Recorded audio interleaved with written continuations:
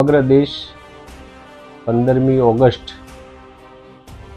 સ્વતંત્રતા દિવસની ઉજવણી સમગ્ર દેશમાં ઉત્સાહભેર ઉજવાઈ રહી છે ત્યારે હર ઘર તિરંગા અભિયાન આપણા દેશના યશસ્વી પ્રધાનમંત્રી શ્રી નરેન્દ્રભાઈ મોદી દ્વારા આ અભિયાનની શરૂઆત કરેલી છે। ગત વર્ષે પણ સમગ્ર દેશે ઉત્સાહભેર ભાગ લીધો હતો। એ જ પ્રમાણે આ વખતે પણ હર ઘર તિરંગા અભિયાન ચાલી રહ્યું છે। હું પણ મારા ઘરે તિરંગો લગાવ્યો છે। આપને પણ જણાવું છું કે આપ પણ આપના ઘરે તિરંગો લહેરો ફરકાવીએ।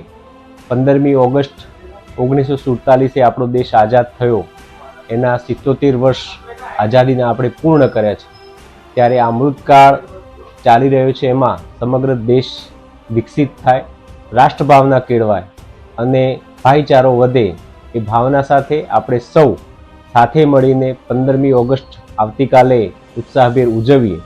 આપ પણ આપના ગામની શાળા સ્કૂલમાં હાજર રહી તિરંગાને આપણે સલામ કરીએ।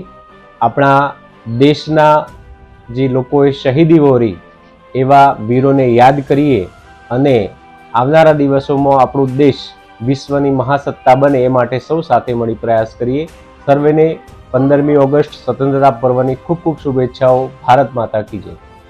78માં સ્વતંત્ર દિવસે આજે આપણે સૌને એક નવી પહેલ કરવાની શરૂઆત કરીએ અને સૌને શુભેચ્છાઓ પણ પાઠવું છું। સાથે આ હલચલમાંથી આવેલ પત્રકાર મિત્રો, હલચલ પરિવાર, તેમને પણ સ્વતંત્ર દિવસની શુભેચ્છાઓ પાઠવું છું।